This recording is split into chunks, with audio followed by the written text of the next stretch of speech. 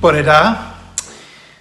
The opening line of our national anthem here in Wales reads, "This land of my fathers is dear to me." And then it goes on to say, "Land of poets and singers." And Wales, you see, not only is the land of song, but we are also the land of poets. Historically, we have produced great poets, one of whom, of course, was one by the bardic name Hedd Wyn. And linked with our poets, of course, is the National Eisteddfod, which is an opportunity for poets to present their work for adjudication and hopefully to win the bardic chair.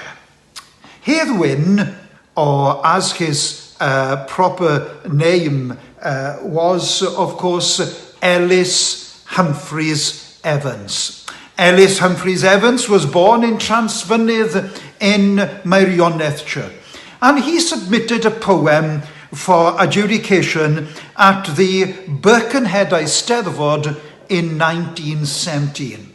However, early in 1917, he enlisted in the 15th Battalion of the Welsh Fusiliers and served in the First World War.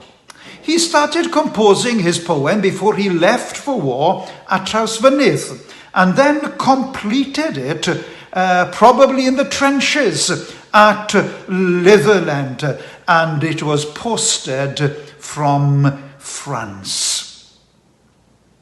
Sadly, he was killed at the Battle of Pickham Ridge on the 31st of July. Having submitted his poem earlier, it was found that his was the best composition, and in the August Eisteddfod at Birkenhead, he was declared as the winner of the bardic chair. However, when his name was called, it came to light that a few days earlier he had been tragically killed at Pickham Ridge Battle. However, though he was dead, his poetry still lives on.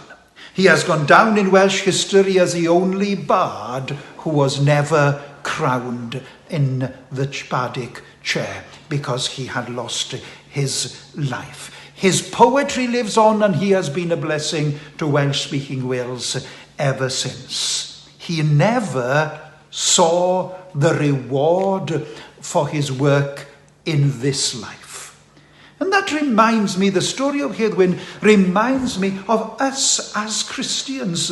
Very often in this scene of time, we don't see the reward for our service for the Master. But eternity will reveal to us. I'm thinking of parents and grandparents who have prayed for years for their children, and some of them have not seen their reward in this life. But in eternity, they will see their children and grandchildren, in the words of the old song, sweeping through the gates of the New Jerusalem, washed in the blood of the Lamb. And can I encourage grandparents and parents this morning, continue to pray for your children and grandchildren. Can I suggest to you as well this morning, continue to be kind to your neighbors and to your community, because I believe we will see something of the reward of our lives in eternity. Can I encourage you this morning, strive to live a holy and godly life in this world of sin. It's easier to flow with the tide, but may God grant us the grace to strive and live a holy life, so that something of the beauty of God's character will be seen in our lives and reap rewards in eternity. Can I encourage you, be gracious to those people that you dislike and whose lifestyles you disagree with.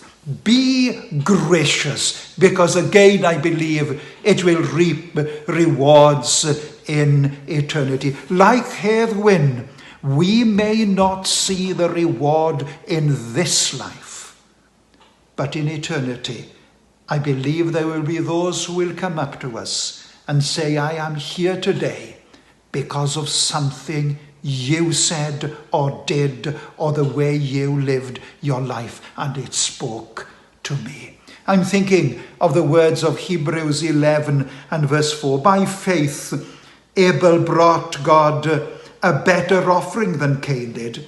By faith he was commended as righteous when God spoke well of his offering. And by faith, Abel still speaks, though he is dead. Yes, like Heddwyn, we may not see the reward in this life, but though dead, our lifestyles and the gospel that we share will speak on and reap rewards in eternity. God bless you. Have a great day.